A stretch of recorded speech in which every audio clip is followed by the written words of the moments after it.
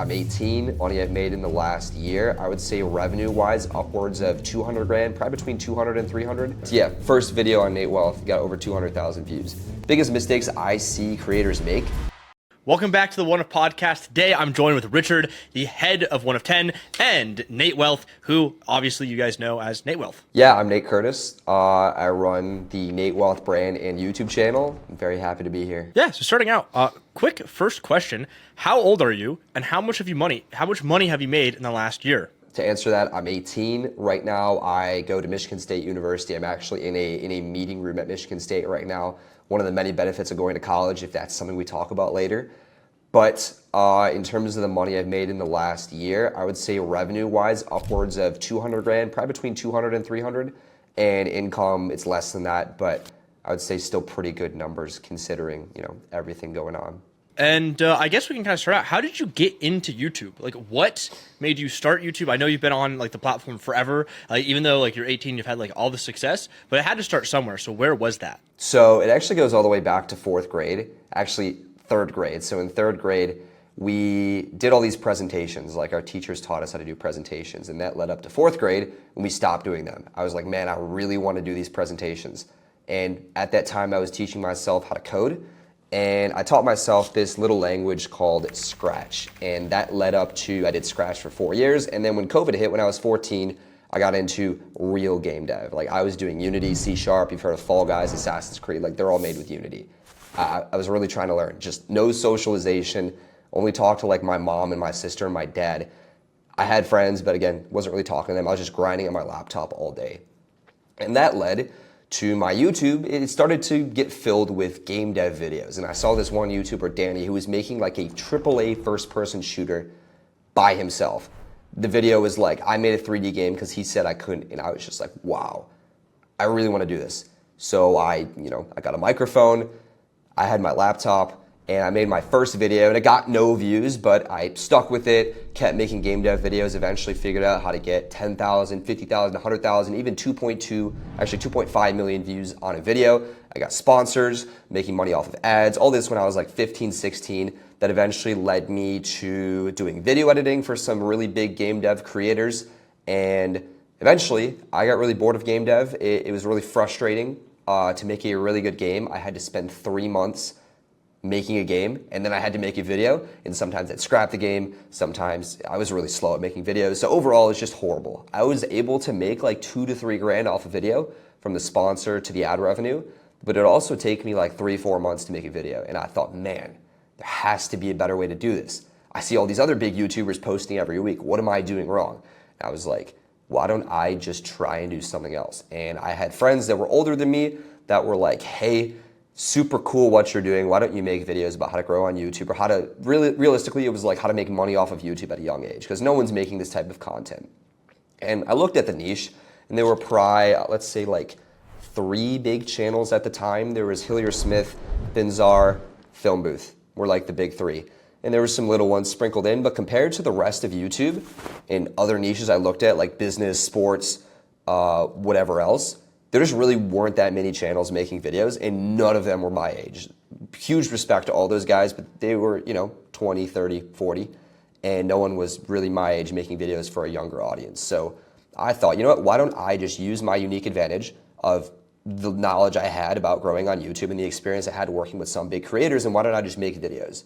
So I posted my first video in, I think, February of 2023 on the N8Wealth channel, and listen, I expected it to get 5,000, 10,000 views. I thought, man, it's my first video. It's a really good video, but it's not, anything better, anything worth 200,000 views. And it got 200,000 views, and that really opened my eyes to just the possibilities with YouTube, starting a new channel, working with other channels. This opened up opportunities for consulting with other creators, getting sponsors on that channel. We'll talk about this later. I ran an agency, and now I'm doing strategy. But it all really stemmed, ironically, from just making presentations in third grade, because also the public speaking helped out a lot in terms of recording videos and whatnot. So when you were 15 and 16, that's when you were running the NateDev channel? Yeah, around the ages of 14, 15, 16. How much were you making then? Per video, if the video got 50 to 300,000 views, I can be comfortable saying it was in the range of 1,500 to 3,000. That would come from a sponsor. I was able to get some pretty big sponsors, one being Unity, the actual game engine I started with and continued to use.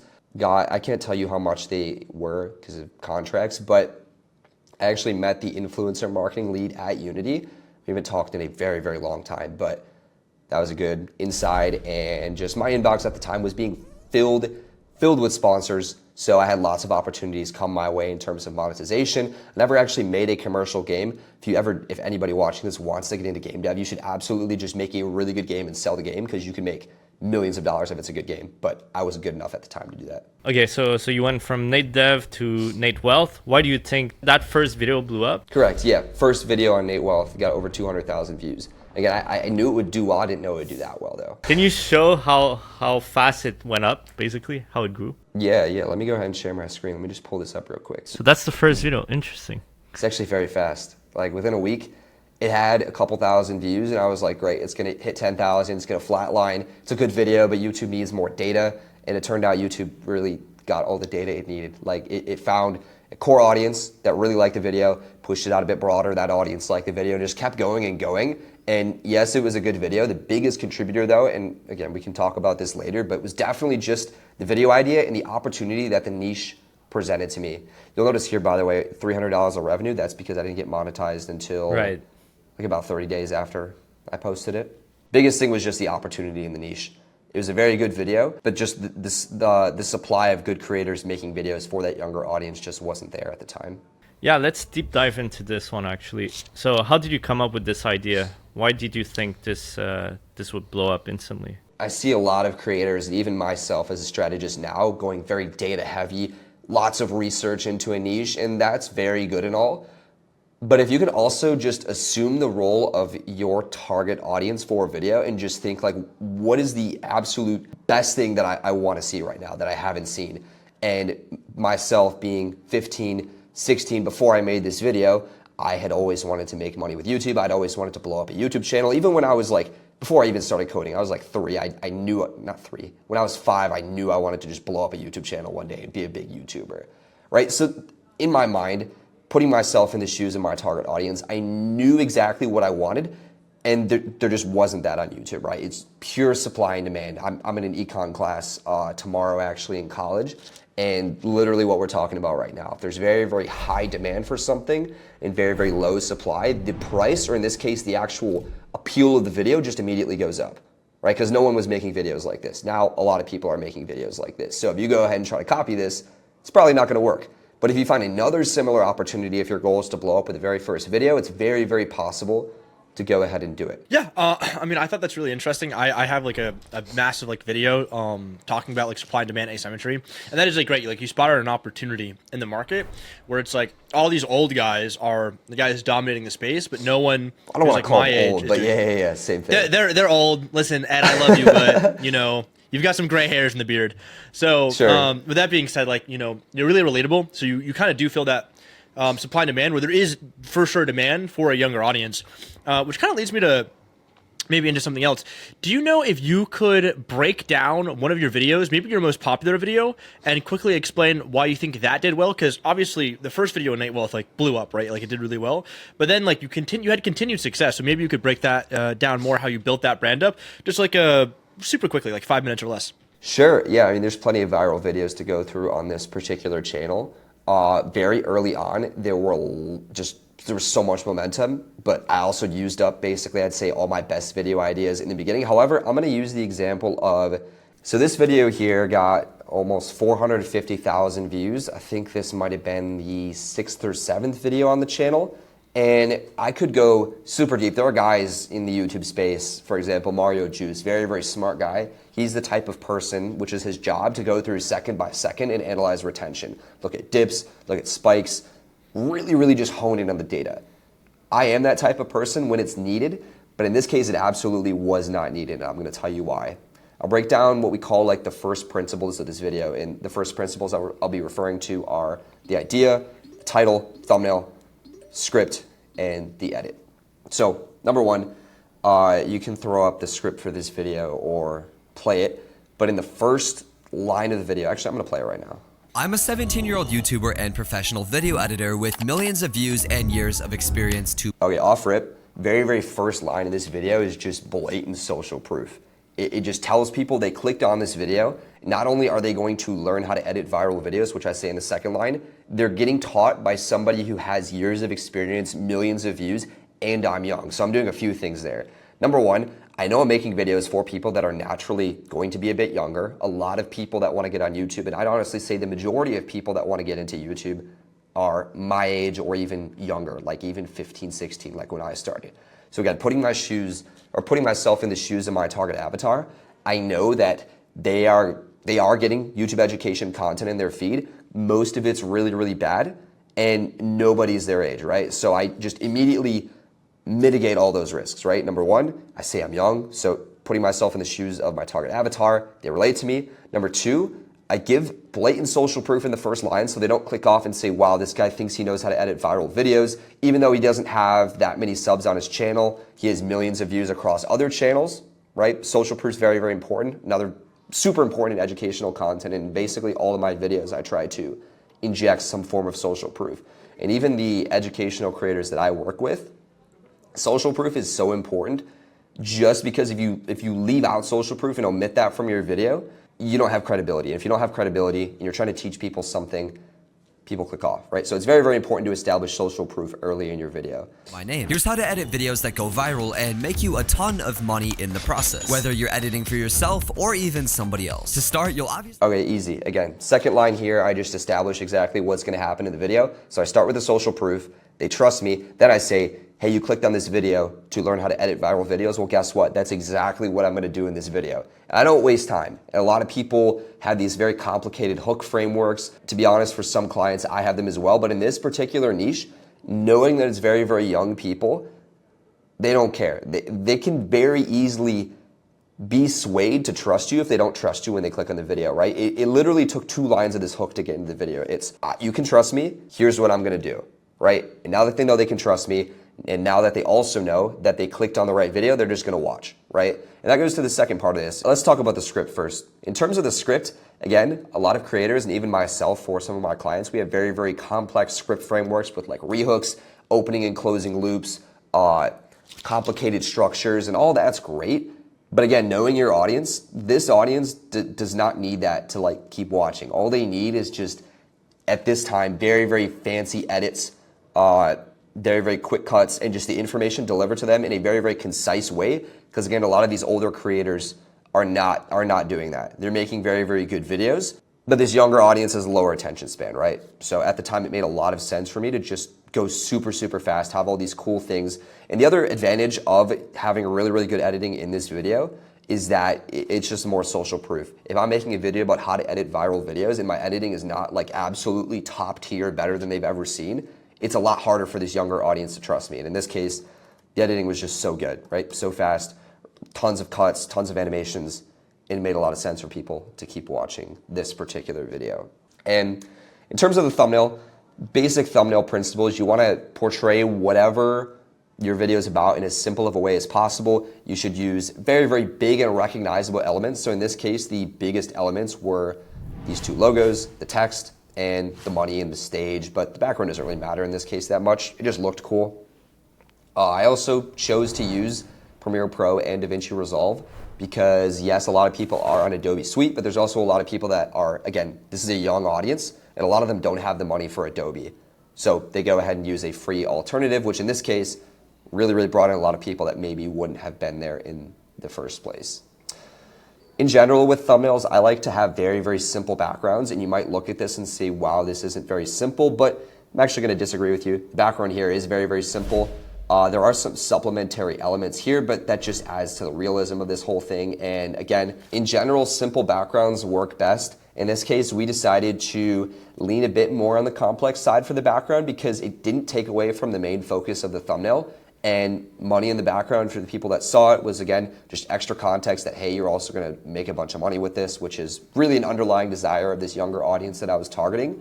And to be honest, yeah, we could have cut out these lights, but hyper optimizing your thumbnail is not gonna get you as many views as just off rip, having a really good idea and then the whole supply and demand thing we talked about earlier.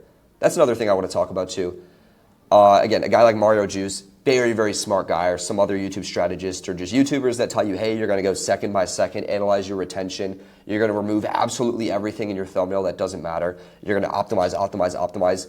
That's all good. And especially if you're consistently getting 100,000 views a video, those little optimizations could add 20, 30,000 views to your video. But if a fresh-ish channel like this, 6 or 7 videos only, and I post this video, I'm not looking to hyper-optimize. All I'm looking to do is focus on the things that are going to get me the most views by making better, which in this case was just really, really good video idea, supply and demand. There's a ton of demand, not much supply, and then really relating to my target audience and making them trust me as quick as possible, and then just getting into the video. I think it was really, really good. It explains a lot, and maybe you could kind of segue this into how you do this with your clients, because I know you have a robust client portfolio, and like the success you've had on NateDev and then N8Wealth also seems to be happening on clients like Belinda. So I was wondering maybe if you could talk a little bit about what you do for your clients and maybe break down some of the videos like either the Monopoly Go's evil strategy to make you poor or the secret adult gaming platform that's bigger than Steam, both of which were massive outliers on her channel and went viral just across YouTube. I've seen them on my own accounts. So yeah, I'd love to know how those kind of came to being. Sure. Yeah, so for some context, this is Belinda's channel. We started working with her, looks like about 9 months ago. We really haven't posted very many videos. It's probably about one a month. It take a lot of time and research, and we've gotten her to about 60,000, 50,000 subscribers within that time. That's also with posting shorts, but the shorts don't get views. The shorts are all just clips of the long form just because Belinda wants to dip her feet into that, which is totally fair. So with Belinda, we started making videos for a very, very niche audience. If you watch any of these videos, I tend to say they're very, very good videos. They're very well produced, very well written, very well researched. And if you look at the comments, they're very, very well received by the people watching them as well. And so that led us to think, okay, why are we capping out at 5,000, 6,000 views? Yes, we've only posted 6, 7 videos, but there has to be something that we're not seeing here. And this goes back to what I was saying earlier about focusing on the things in your videos that are going to give you the most yield if you get right. And that doesn't mean we're changing shirt colors and thumbnails. That doesn't mean we're going second by second looking at our watch time and retention at CTR. Because realistically, that stuff matters, but it doesn't matter as much as what I'm about to tell you now. So you'll notice here, compare these 2 videos to these, I'll say these 7 videos here. If you are not if you're not working in the games industry, realistically, you don't care about most of this stuff, right? But you do care about these 2. And if you look at the view counts, that's also reflected in the view counts, right? There's this concept called total addressable market, and it's a term that's being used more and more. But even if you haven't heard it, I'm still going to explain it to you. Total addressable market is essentially assume you make the the most perfectly produced video you can on a certain topic, how many views can it get, right? A very perfectly produced video about, let's say like a perfectly produced video about Easter eggs in some video game that flopped like 10 years ago that nobody's ever heard of. Realistically, the most amount of views you can get is like 5,000, let's say. Versus if you make the perfectly produced Minecraft video, the most amount of views you can get is like 100 million, right? That's total addressable market. And if you look at all these videos here, Belinda's initial goal was, hey, I want to appeal to industry insiders because she herself works in a games company, marketers, devs, and so on. So we're making videos for them, and they're really good videos, but no matter how good we make them and how good we optimize our retention graphs and how good we optimize our thumbnails and look at our data, they can never get more than 5,000 or 10,000 views because if I show this video to Vex, like he's like, oh, good video, but he's not really going to enjoy it. Like he's not really going to watch it. He doesn't care about blockchain. He doesn't care about gaming dying because of the angle we took. He doesn't care about cloud gaming, right? None of this means anything to him. He's a YouTube strategist, one of the best, but he's not in the games industry. However, I show this video to Vex, he's probably going to be interested. It's just a cool story, right? Humans love, things that are evil, things they thought they were good that are evil, scams. This video here, again, very, very novel idea. It's just something that naturally appeals to a lot of people. From these 6 videos here to these videos and to every video we've made since, we've changed literally nothing for the most part except for just our ideation, which is where ideation is just so important. Other thing too, trend jacking is another very important concept as well. You look at this video here, again, very, very well produced, just like all of these. biggest reason this one did well is A, ideation, and B, Pal World at the time had just been released, so there's naturally a lot of interest. A video like this with Monopoly Go, naturally, not necessarily a trend, but just we call it social hacking. We're using something that's very, very popular and relevant and then subverting it. So this right here, Monopoly Go, at the time was the #1 grossing mobile game. I believe it still is. So naturally, if we make a video subverting expectations about it, we're going to get a lot of views because it's well produced, right? And also people aren't making this video. Same with all these other ones. It's all total addressable market. This video here, again, high demand because adult gaming is a thing. People are aware it's a thing. People are also very curious about it. Very, very well produced video, and no one was making videos about it. And again, total addressable market. Roblox video gets more views than an Elden Ring video because yes, Elden Ring's a huge game, but Roblox is a bigger game. The Olympics, people don't care about the Olympics. People don't care about esports, right? Again, all total addressable market, all things you have to think about when you're ideating. Focus on that first, and then go ahead and hyper optimize retention, your thumbnails, and so on at the end of the day. Yeah, I mean, I think all that's super, super, super interesting. One of the things I wanted to kind of focus on, because obviously I know you run a few client channels, is what KPIs you're looking for, right? Obviously, to some degree, like, you know, CTR, AVD doesn't matter, but at the same time it does. But it's also client dependent, right? Like for Belinda, is it like the most views, right? For another client, is it maybe like the most sales? So what KPIs are you tracking to figure out if those videos were successful for your clients, and how is that like practical to, like, let's say a smaller YouTuber? Like how could they use similar KPIs to distinguish the success of their videos? Yeah, so biggest KPIs for me personally, it's not CTR. It's also not, it's not watch time. It's not watch time or CTR. Those are important, but they have to be taken in the context of the video that you're looking at, right? For example, that video I showed you earlier, how to edit viral videos, it actually has like a 5% CTR. You might look at that and be like, well, that's a horrible CTR. But it also has 500,000 views. You might look at one of Belinda's older videos and see like a 7% CTR, but it has less views, right? This is because naturally as a video gets more views, the analytics will look worse, right? A video that gets shown to a very core audience of people that doesn't perform that well might have a 7% CTR, but a video like mine that does super well, it's getting shown to a broader and broader audience as it continuously does well with these groups. And as a result, the CTR drops, the average view duration drops, the retention within the first 30 seconds drops. So the biggest KPI is just impressions and views. I used to work with business owners in an agency. Nowadays, I'm just doing strategy for brands and creators. So my biggest KPI is views. If I hit a certain view benchmark that's A, realistic based on the client's abilities, B, based on the niche's total addressable market and the type of content that they can actually make, and then C, the actual budget they have in terms of production. If I'm hitting those benchmarks, I am doing my job as a strategist. And anything beyond that, we can look at other factors like how can we branch out into other niches? How can we improve the team? I'm also overseeing production quality. So there's a lot of different optimizations, but it really just is impressions and views. If you're not getting impressions and views, yes, look at the data, but realistically, compare your video to your competitors.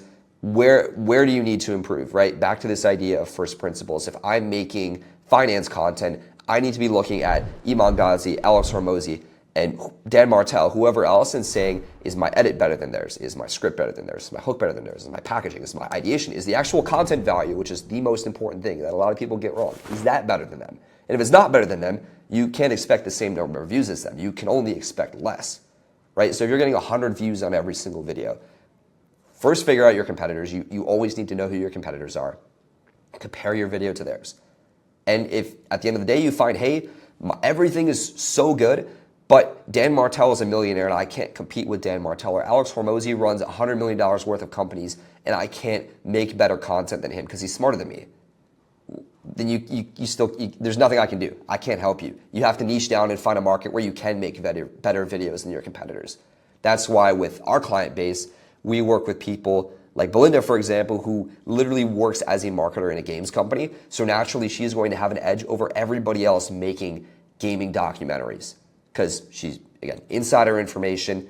She also herself is just very, very disciplined and hardworking and knows how to research properly and has very good English. That's another thing too.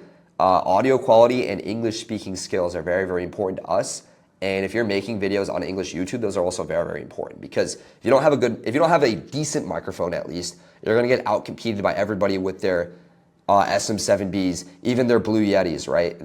it's just the baseline now. Good audio, good English, good speaking skills, and then you need to look at the rest of your competitors and say, am I better than them in all these different aspects? And if I'm not, then you have to reassess really what kind of content you're making. So yeah, you've worked with a lot of clients, right? What are the common mistakes you've seen creators do? Biggest thing, honestly, from the creator side, and so I'll tell you, the reason I do strategy and what my role encompasses is, in addition to video ideas, I am just controlling all aspects of production. So if they have a team, I'm managing their team. If they don't have a team, I'm finding them a team and then managing their team, right? I'm controlling, again, looking at all their competitor videos, I'm saying, how can we improve editing? How can we improve thumbnails? How can we improve our scripts? How can we improve our hooks? So on and so on. And then I'm coming up with video ideas that are realistic for them to make, based on their level of knowledge or experience or ability to film, that also encompass a very wide total addressable market that we can actually realistically compete in. So biggest mistakes I see creators make, with the context that I can basically control everything except a couple things, is actually the things I can't control, which are English skills. And this is on me. I shouldn't take on clients that can't speak good English, but I have in the past. Number two is just on-camera presence. If you're not comfortable speaking and can't hold a very long conversation, get on a podcast, whatever, then that's something I can't control. But you can always take, I've heard people recommend improv classes or presentations. When I was super young, I was very fortunate to get that training, but not everybody has had that kind of training. So that's very, very important. And then the other thing too is just filming and lighting. Yes, it's important. It's not the most important thing, but it needs to be, it really depends on the niche. If you're making finance content saying you're making 100 grand a month, you can't have a shitty setup. Like you need to have like perfect lighting. You need to be in a like Dubai skyline. Otherwise you're going to get, again, out-competed by everybody who is doing that. So it is really niche dependent, but the biggest things are English, audio quality, speaking skills, and filming quality. Audio quality is another thing. You should at least have a decent microphone. I would just get an SM7B, even if it's a little bit out of your budget. You can't have bad audio with an SM7B. Believe me, I've tried screaming into that thing. It never sounds bad. So definitely get one of those. Or these, Rode Wireless Go. If you really want to spend less, I use these for when I'm traveling, and they're super nice. Nowadays, you're working on strategy, right? But prior to Correct. this, you were doing Done For You service, right? I'm curious, how was that experience, and why did you stop? So what Richard's referring to is called a Done For You agency. Another word for it's like a content agency. And what that means is I was working with business owners alongside my partner, and we handled editing, ideation, strategy, script writing, thumbnails, literally the whole package. So basically what I do now, except the team is my responsibility and I'm just recruiting everybody, managing everybody. It's business owners, so I'm keeping track of their conversions, other KPIs, so on and so on. And there's definitely a way to make it work. Having the expertise we had, my partner has edited for so many huge creators. He was managing the editing side of things for the most part. And with my experience as well, being very, very good at strategy and ideation, it was a good match. And we were able to come into a market where there's not very many competitors. And the competitors that are there, truthfully, just didn't have the experience that we had. So we were in a position to basically get a lot of clients. And the issue with that is a Done For You agency, I know Vex has run one in the past, is just so hard to manage. And it is just not my preferred business model. I found after 6 to 8, however many months I was actually working on it. Biggest thing for me, honestly, I'm still young, so I don't want to sound like I'm trying to be like wise or experienced. I try to get smarter every day, but I've learned that I value peace of mind a lot, especially when I'm in a very social setting like college where I want to do more than just work. I want to go meet people. Truthfully, even for business, I want to go network. I want to go to Dallas where I'm at YouTube in person, which is super fun. I want to do all these things outside of work. And if I have clients texting me at midnight like, hey, editor didn't do this, designer didn't do this, right? I'm overseeing them, but at the same time, there's only so much that I control. And yes, there are optimizations I can make, there are things I can do, but it's just, I never had peace of mind, essentially. With the role that I have now, it's much, much better for me personally, and I'm still able to deliver the same, if not way more value than I was before in the position that I was. Because now I can specialize. Before, in addition to doing what I'm good at, I'm also taking on all these other responsibilities. Creating systems for my team to work very, very efficiently, managing their contracts, pay, all these things that yeah, I'm good at YouTube. I want to just do YouTube. So that's where I'm at now and why I left the agency. Yeah, I mean, it's pretty funny. That was my exact experience when I had my DFY agency. So I've always been like a strategist, and I was like, oh, I can do this DFY offer because like in theory you make way more money. I can focus on business clients is what I did. I had an in because I worked at an e-commerce company doing their social media / management, and from there I got a few recommendations for like guys running like email marketing brands or e-com brands who wanted to get on YouTube because they saw Hermosi crushing it or E-Man crushing it, who was like one of their friends IRL. The guy that like he would be the guy running E-Man's email marketing campaign and funnel.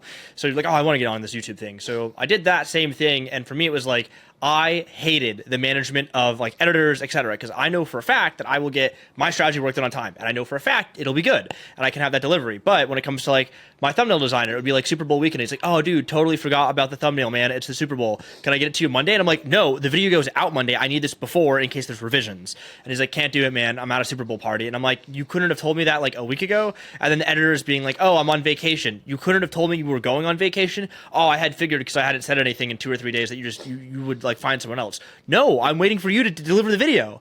So yeah, I mean, I can understand the peace of mind thing. It also just gives you like a bad look and a bad reputation where it's like you're the one who's like the one handling all of it, and it's like you're the main point of contact. So it becomes like this like damned if you do, damned if you don't, where it's like if you like deliver on them, like if you deliver the stuff to them, maybe it's like at a lesser quality because the guys who were supposed to do it didn't do it, right? And then it also is like it hurts your reputation even though it's not your fault. You're the one in charge of those guys. So I ended up just shutting down my agency. Like it just didn't make any sense. Like also there wasn't any ability to sell my agency because it's like all those editors like were through me and they all kind of just sucked. So there's nothing. Yeah. So yeah, I mean I understand completely. It's like stressful. It's a good model if you're great at managing people, but I wasn't. I just like doing the strategy side of things, and I still just prefer just doing the strategy side of things and like the YouTube education side of stuff, like educating clients, etc. Yeah, exactly. For me, the biggest issue is not quality of the team. Like we had a really, really good team. The issue was if the team delivers late, doesn't deliver on par, even when I try to set expectations best I can, it does become my responsibility, which is my job as the owner of that business. But it's also my choice if I want to be the owner of that business or not. And my choice now is I don't. And again, with school, with other commitments I have, with other priorities I have, it's just not something I want to be doing. I would rather have my strategy work where it's very easy for me to budget my time, do really, really good work, and just specialize in what I'm good at the end of the day. How are you getting clients? Same way I'm getting clients now. So the YouTube channel is at, I think, 72K right now. So as I built the brand, people naturally came in through the videos, but also it also funnels down to other social medias and referrals and networks. So to go through those, funnel down to my Twitter. I think my Twitter's at maybe 6K right now. Funnel to my Instagram a bit, which is like, I think 2.5K. Funnel to my LinkedIn.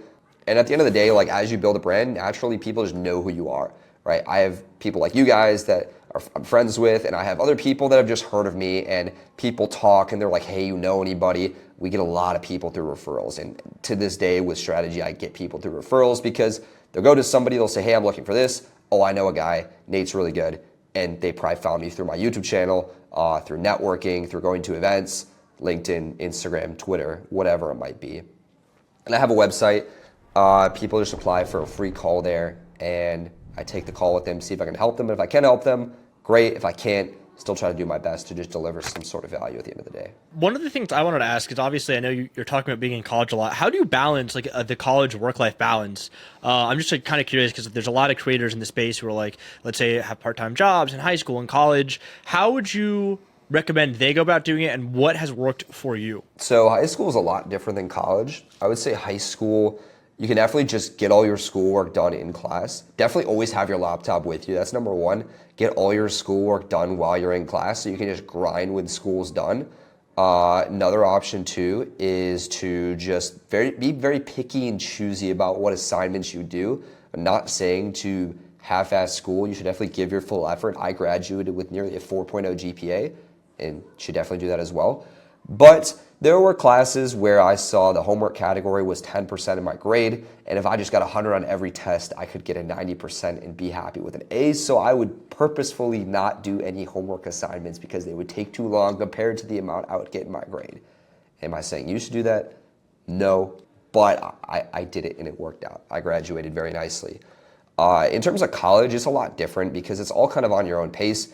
It's very easy to just choose to not show up to class, and for a whole week I flew out to Dallas and missed every single class, and it hurt, and I'm not at a point where I can gauge whether what I'm doing is working, but truthfully, I was able to get through high school. I'm very confident. I mean, I've been able to learn a lot on YouTube. I've been able to make money at a young age. My mindset is like, I can get through college, whatever it takes, right? I can study, I can learn things.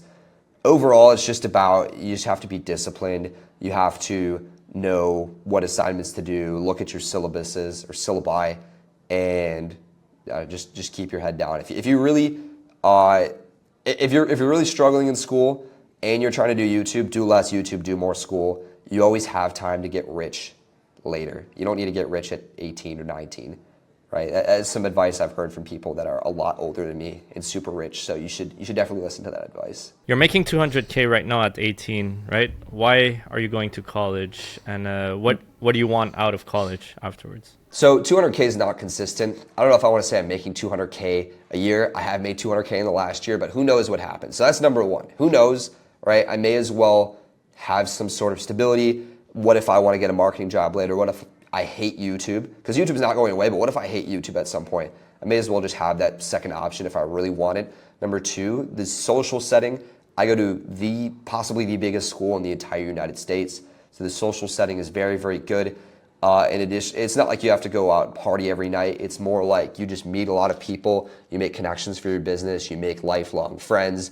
You're in an environment that's kind of very, very unique to the U.S., right? U.S. college is like fantasized, I feel like in movies. It's just very fantasized. It's a unique experience. You get put in, I'll call it a box. My dorm is really, really small. I've made it nice, but it's very, very small, and most dorms are very dirty and bad and old. But you get put in a box with another person, connected to another box with 2 other people, in a huge box with 1,000 people, connected to a bunch of other boxes with thousands of other people, and you go to class. Like, it's very weird, but it's very cool. It's something I would recommend. If I was somebody deciding college or YouTube, I would say do both. Take advantage of what you have in college, like meeting rooms like this, entrepreneurial programs that will give you money that you can use to hire editors or whatever.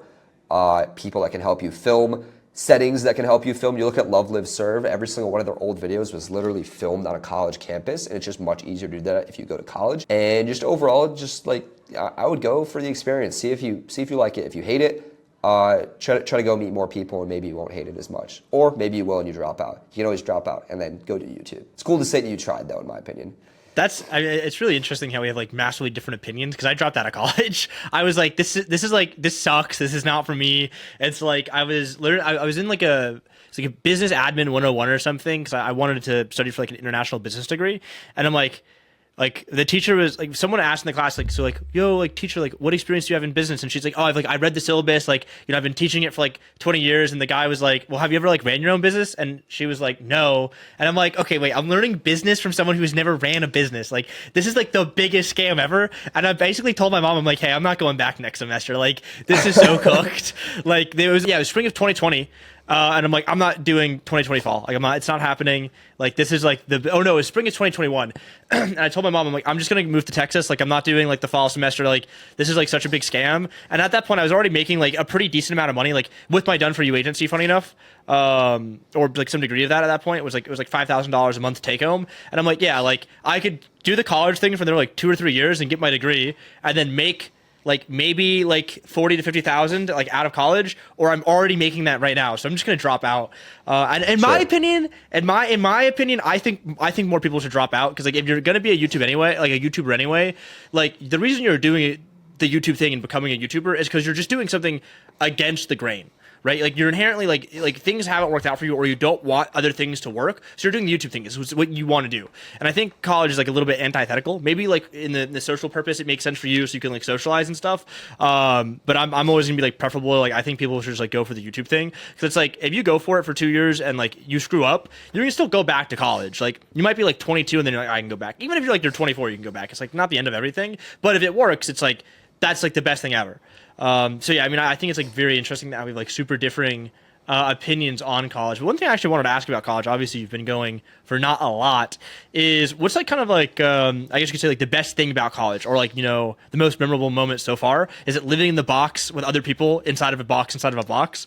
Or like, what is one thing that's like, you know, you're like happiest about of college? I have to say this social setting is just unlike anything I've ever seen. Like, it's all these weird traditions and like things that date back so far that have just been unchanged since the university was founded. I'll say like fraternities are just such a weird thing to somebody outside of the US, but like here it's just, oh yeah, like they're just here. There's a lot of things that are just strange to somebody who hasn't grown up in the US and like known about college culture their whole lives. It has to be the social thing. You meet somebody new every single week as a freshman. You just go up to somebody and you can like instantly just make a friend. You just hang out with them the next day because everybody's very open to making friends. There's people that are a lot more interesting than you might think. I feel like social media has a lot of people thinking that, oh, you go to college, you're an NPC. But like, dude, there's so many people in college that just like have their own business or are just incredibly smart at something. There's always something you can take away from other people. There's literally other YouTube strategists at my college that I've met, which is like crazy. My point, like essentially, like it has to be the social aspect. You just meet so many people. So many people have so many different experiences and backgrounds. I really felt like before I got to college, I was kind of in a bit of a bubble because yes, I was in high school, but I was super locked in. Like I went to my classes, I hung out with people, but it was a lot of it was just like work and talking to other people, doing what I do, which is a very good thing to do. But it's also very, very good to broaden your horizons to just meet so many new people and just get the experience of college. Self-sufficiency is another thing too that's really, really cool. I've never had more independence than I have now. Obviously, I could get that if I just dropped out, but at the same time, it's a little bit of a safety net. And I know, especially Vex, you're gonna be like, oh, why do you need a safety net? Just be confident. And I agree, I am confident, but it's just very nice to have if things are tough. I'm not like super depressed. I'm just like, okay, like I'll just go back at it the next day and then everything's all good the next day, essentially, at the end of the day. Yeah, I guess that makes sense. My whole thing is like, did you and I go to like $0 tomorrow? I'll just make it back. Yeah, I mean, that's my mindset too. Just lock in, you know? That's my mindset too, and I do it. It's just less sad when it happens, when I get to $0 and I just like snap out of it. I'm like, whatever, I'll be fine. Like I've done this before. Going back to YouTube strategy, I'm actually curious, what would be your thought process to come up with the title and thumbnail of this podcast? First thing we'd have to figure out is what are you guys going to do for the hook? I would say there's like two big options. One would be like a montage of like, we call it like mic drop moments, where it's like I say something wild, and maybe I said something wild, but I say like a bunch of wild things and we include those in the hook, right? We're talking hook first. And it's just a montage and we get into it. This is Nate, blah, blah, blah, blah, blah. We get into the video. Other option would be a pre-recorded intro. To be totally honest with you, I think, I mean, it depends. What did we say at the start of this interview? What was your age and how much you made? So my whole process for this, first I'm looking at, if I'm not familiar with the niche, I'm just looking at the highest performing videos, see how they attack an interview style video. And if I go ahead and do that right now, probably the way I do this, because I can't just look up YouTube education interview. I'm looking up a bunch of very influential people that I'm pretty sure have gotten interviewed before. And right, this requires you to be more familiar with the niche than not. But I know Jenny Hoyles gets interviewed all the time. Like interview. Okay, one right here, one right here, one right here. Could also do, I would do this for multiple creators. Probably George Blackman gets interviewed a bunch. For the purposes of keeping this short, I probably do film booth interview. I'm sure he's been interviewed. Perfect, he has been interviewed. One strategy I like to use is I'll create a fresh YouTube channel for each client that I have. And this isn't a YouTube channel for them, it's actually a YouTube channel to do research on their niche. And what this means, let's say I have a client in the soccer niche, I will either watch all of their old videos on this new account, or I will just watch a bunch of high-performing soccer videos on the account. What that will do is if I go to the YouTube homepage, I basically now have a curated recommendations page of competitor channels. And this allows me to get more acclimated with the niche, watch a bunch of the videos, see what works, see what doesn't. And then this allows me, when I do have to come up with a very specific concept or idea, to just have a backlog of videos kind of sitting in my mind, or I'm able to do research like this. What I'm doing here is I'm very familiar with this niche. Obviously, I have a channel in this niche.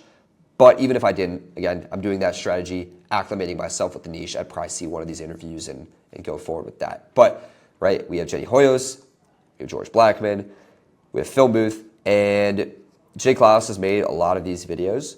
So biggest thing I'm doing is just looking at all these videos and I'm seeing how they do their hooks and seeing how they do their titles and thumbnails. And would you look at that? We have ourselves a Vexian style thumbnail here. How ironic. How ironic. Change the game. Also, Jay Klaus, why am I not on the podcast? I'm the #1 YouTube strategist. He needs to get me on there. Yeah, the #1 YouTube strategist. The #1 YouTube strategist. And he's using the Vexian style thumbnails. What the fuck? What I honestly do here is we're going to leverage a few different things to package this up. Number one, same thing I did for my channel was milk my age as much as I could. Like I started a lot of videos with just, I'm a 17-year-old XXXX, blah, blah, blah, blah. I'm 18 now. 18 is still impressive, I think. So honestly, we could even put 17. It could be something like meet the 17-year-old YouTuber. I was going to do meet the 17-year-old YouTuber making $200K a year. What I would do, something like that. Like actually perfect. Yeah, because it's age, and then it's like the number, like the money number, and then people are like, oh shit, if I'm like in that age demo, or if I'm even if I'm older, I always see like the videos pop off, which is like the Brett Milanowski, Dan Vizzle videos, which is like this 16-year-old made $500K, this 17-year-old made $30 million, and it's always like the guys who are older, like, oh man, how the fuck did this guy make so much money? And it's one of those things where it's like, even the older guys are interested almost more so than the people their age, because they want to see how someone younger than them is getting ahead of them. So in this case, it'd be the same where it's like inspirational to your audience demo, but an audience demo that's aged out because they want to be like, oh, this guy's doing it. How am I going to do it? Right. So it's like meet the 17-year-old YouTube strategist making $200,000 a year, or just YouTuber. Probably YouTuber is more applicable. I think YouTuber is definitely more applicable. If we talk about total addressable market, even like words in your title can have a huge impact on total addressable market. If we package this video that's like meet the young YouTube strategist who has a proven viral framework, and I show that to my mom, she's gonna be like, what the fuck? Like, I don't know what this is, right? Versus if I show her, here, meet this 17-year-old YouTuber making 200 grand a year. It's very easy for her to be like, wow, I know what a YouTuber is. I'm gonna go ahead and watch this. Total addressable market, so important when it comes to ideation. I like the idea of including the income. It just adds another bit of novelty to the video. And also, again, people like to make money. I think in terms of a thumbnail, we definitely go with this Vexian style, just add some copy here to actually kind of two options I would go. The easy one would be to go like this, and it really depends on what kind of audience demographics you guys have on 1 of 10 and if you guys have a lot of data. But if I was gonna post this interview on my channel, I actually wouldn't do a thumbnail like this because I have a very, very high percentage of my audience who are not native English speakers. I'm not sure what it is for you guys. A lot of my clients, they're pushing like 40, 50% US. I'm actually only pushing like 18 or 19. I'm also pushing 18% India, like 7% Pakistan, 7% Germany, and people in those countries speak English. But considering that it's not all Americans and people from the UK for the most part, and it's a lot of young people, I actually tend to not have very much text in my thumbnails because people just don't want to read. It's much easier for them. Actually, it's much easier for my audience in particular to just see a thumbnail with very little words in it, right? You notice how all these very high performing videos here, like yes, this says your estimated revenue, but no one's reading that. They just see 10 grand and they see the title, or they say day 1, day 30, sponsorship, thumbnails, viral, script. Like it's all very, very simple. And in general, you should have simple copy, but some, YouTubers, depending on your audience, you're gonna have the ability to experiment with more text than others. And me personally, I don't have the ability to add a lot of text to my thumbnails because my audience just won't read it. So you could go the option of like the Jenny Hoyos example here, where it's me saying something like, what do you think of 200K at 17? 200K per year at 17. I wouldn't just repeat something we have in the title. It could be like, I went viral at 15. Or you could take the money out of the title and just throw it in the thumbnail. I think you want to be very purposeful with, again, especially in this niche, you want to be very purposeful with the amount of text that you use. So if you are going to use a lot of text, you don't want to just repeat something that's in the thumbnail. Could also take this part of the title here where it's like they solved YouTube. It can be like, I figured out YouTube or something like that. And we have me. Probably we wouldn't use my face. We'd probably want to use my logo just because that's a lot more recognizable. I was faceless in the very beginning of my YouTube. So again, just things you want to consider. And if we're going to be purposeful with background, we probably want the background to be relatively simple. We don't want it to be necessarily a solid color per se. I think it could make sense to have a background that looks natural, so it looks like a podcast, and then maybe we throw in some like a pile of cash here. So the big elements are like text, me, pile of cash, or something like that. Just like I did in these videos here, where it's just like cash on the floor. It's very, very apparent exactly what you're looking at. That's how I would approach it. You just want to be very purposeful with what you use. Notice how I'm not stressing about like my shirt color or the color of the background, right? As long as there's some contrast and the video idea is good, like that's gonna do way more than like, oh, I'm gonna remove this string in my hoodie, right? Like it doesn't matter at the end of the day. I feel you've had that experience with clients. So yeah, with clients, I've definitely seen that. I think a lot of people will see Twitter threads that are like, Mr. Beast changed shirt color from orange to blue in this recent thumbnail test, and he noticed 100K views spike. Number one, it's usually not 100,000 views. Usually it's like a little bit more views. Who knows if that's from the shirt. Views are not linear, like they'll stagnate. And also, just because it works for Mr. Beast doesn't mean it's going to work for you. A 0.1% change on a 100 million view video is like pretty significant, but for a channel averaging 10,000 views, it's literally not going to matter. Like it's a complete waste of your time. That's like the biggest thing I tell people all the time, and like I can't stress it enough. Like, don't stop listening to Mr. Beast. Like that guy's playing a game for like only the top like 20 people on Earth are playing. Like what he tells you, you should do this. Don't do that. Don't do that at all. Like that's just like that's probably bad advice for you. Like yeah, it makes sense for him to say it because he's in that mindset, and it's something that, like a lot of people like just don't understand. It's like he's not making content and advice for like the guy that has 100 subs. He's like his advice is like really only applicable if you have like 10 million plus, and it might be applicable for everyone where it's like, yeah, you might have like, you know, a 1% change, but a 1% change for a YouTuber with 10 million views or 10 million subs versus a YouTuber with like 10,000 is like a completely different ballgame, and like it is just orders of magnitude more impactful for that larger YouTuber. So like that's who he's making the advice for, and I see it all the time. Like I'll have clients backtalk me in a sense, which is like they're like, but this guy says this, and it's like you hired me. Like you are going to listen to me. Like that's like that's just like straight up. It's like you pay me X amount of money a month. Here's what I'm recommending. It does not matter what this guy on Twitter says for views and clicks. Like it doesn't matter that he's breaking down like this guy's thread. Like just that's not applicable for you. So like just like understand that. Yeah, understand as well that on Twitter people tend to exaggerate, dramatize, and I'm not saying I don't do this. I 100% do this. Everybody does this. But it's like you are not doing these things that are guaranteed to get you more views versus like, well, maybe if you change these things and you have a solid audience already, you'll get a 1% change that will like slightly benefit your channel, right? It's like a difference in wording. Very, very common. Also, there's a lot of people on Twitter that don't know what they're talking about. They have no channels or they had one channel. Most people on Twitter. Lots of scammers. I won't name names, but there's lots of scammers. Too many. Lots of good people though. Lots of good people. So definitely stay on Twitter, but just like be conscious. Figure out what people's backgrounds are. Who their friends are, ask their friends about them, so on and so on. If you're big, you're gonna focus on things that if you're small, you shouldn't even care about, right? There's lots of advice out there, like I see like script writing frameworks all the time, or like hyper optimizations to the latter 60% of your video in terms of retention. Like that stuff's all good and helpful, but if you're spending hours researching, deep dive, analyzing videos, like it's a complete waste of your time. Biggest thing you need to focus on is just total addressable market, supply and demand, and then look at those first principles. How can I make my video better than all of my competitors? If you don't even know your competitors, you should not be wasting your time with anything except knowing who your competitors are and just looking at your video, how can I make this better at the end of the day?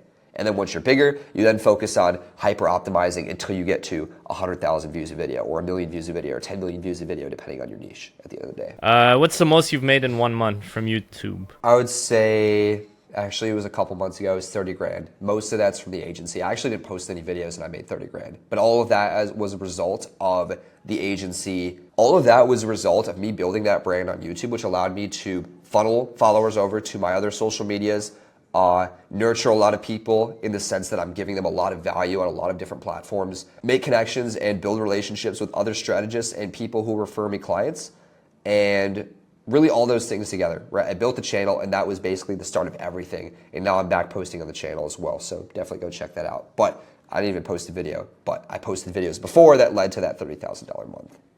What's one piece of advice you have for someone struggling to grow on YouTube? I don't want to say focus on ideas because that's Leroy's thing, I feel like, or what is it? Ideate and conquer. I don't want to say ideate and conquer. That is important. I actually want to say just look at your competitors. Like, just know who your competitors are. Look at them. Am I making better videos than them? No. How about the people that are smaller than them? Am I making better videos than them? No. Well, that's why I don't have as many views as them, right? At the end of the day, just make better videos than your competitors, and you'll get pushed out over them. If you could invest in one YouTuber, right, like one YouTuber that you think is going to blow up, like basically treat them as a stock, who would it be and why? So I don't trade stocks. Would the idea be that I'm investing in somebody that's going to give me a return later, like they're going to grow significantly? I mean, Mr. Beast is the lame answer, but I believe you should always invest in yourself. So I'm going to say N8Wealth. I don't think N8Wealth would be the most profitable channel on YouTube, but again, invest in yourself. At the end of the day, I mean, what else do you have? Was the idea to say the 1 of 10 podcast YouTube channel? No, but that's a good one. We could use that. To be honest, I wouldn't hate to invest in this channel. Like, it'll definitely grow. It has every resource out there to possibly grow. And it's also connected to a SaaS, and SaaSes are big money makers, especially when you guys sell 1 of 10 if you ever plan to. Hopefully never. Never, okay, easy. So you're in college, you're making 6 figures. What's your dream out of all of this?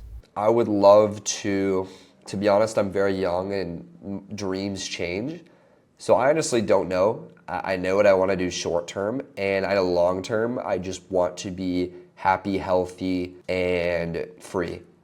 So if the goal is to do that, I may as well future-proof now and put myself on a path to be able to do that continuously, even as I scale.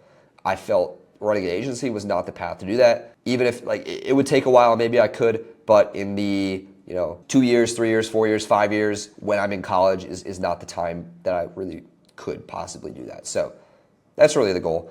It'll change. Probably in 10 years, I'll be like, wow, I was such an idiot. I should have said this on the 1 of 10 podcast. You'll get to rewatch this in 10 years. That'll be cool. Oh, that'll be fun. Nate, thanks for joining us on the 1 of 10 podcast. Guys, you can click on his channel in the links. Yeah, dude, thanks for having me. It was a blast. I'm having so much fun. Nice. And guys, click on the next link to see more interviews with other very smart guests. Thanks.